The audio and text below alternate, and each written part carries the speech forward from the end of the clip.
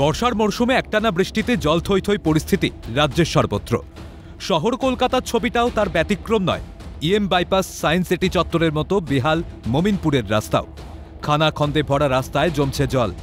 যান চলাচল তো দূরের কথা, বর্ধমান রোড থেকে মমিনপুর লালবাতি বাসস্টপ এলাকায় নিত্যযাত্রীদের জন্য হাঁটা চলাও কষ্টসাধ্য। ইব্রো খেব্রো রাস্তায় বাড়ছে দুর্ঘটনার আশঙ্কাও।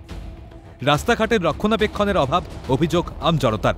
আমরা তো এই ৩-৪ মাস ধরে দেখছি রাস্তাটা এরকমই, মেট্রো যখন থেকে কাজ হচ্ছে তখন থেকেই দেখছি রাস্তাটা এরকমই আছে। কোনো অ্যাক্সিডেন্ট হয়ে যাবে, বাচ্চাদের কিছু হয়ে যাবে, কে দায়িত্ব নেবে? সারা বর্ষাকাল জুড়ে লোকে চলতে পারছে না, গাড়ি ঘোড়া চলতে পারছে না। আমাদের মানে যে কষ্ট সরকার বুঝেও বুঝছে না।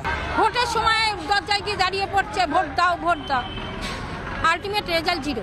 রাস্তা যাতে ঠিক হোক, আর কি চাইবো, ওনারা যেন একটু নজর দেয়, আর কিছু তো বলার নেই।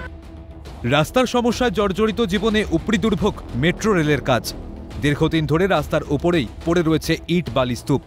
কর্মব্যস্ত রাস্তায় বাস নিয়ে যাতায়াত করতে গিয়ে সম্মুখীন হতে হচ্ছে একাধিক সমস্যার।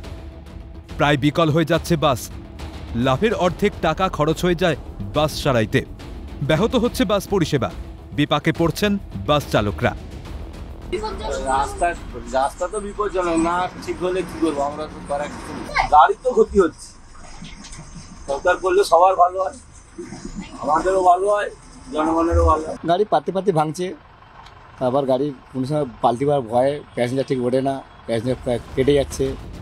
কিন্তু খাস শহর কলকাতায় বেহাল রাস্তার দায় কার? জনতার দুর্ভোগের জন্য দায়ীকে? শহরবাসীর নিত্য দুর্ভোগের সমাধান হবে কবে? শহর ঘুরে জবাব খুঁজল সিএন। শুনল তারা জনতার কথা। এখন প্রশাসনের তৎপরতায় এই সমস্যার সমাধান আদৌ হয় কিনা সেটাই দেখার।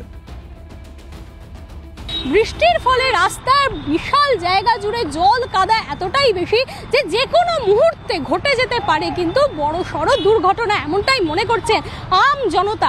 তাই এক্ষেত্রে সাধারণ মানুষের যেটা বক্তব্য যে এই পরিস্থিতি থেকে কবে মুক্তি মিলবে, কবে আবার সেই আগের মতো সুন্দর রাস্তা হয়ে যাবে, এমনটাই কিন্তু স্থানীয় বাসিন্দা থেকে শুরু করে যারা পথ চলতি মানুষ তারা কিন্তু সেই প্রার্থনাই করছে।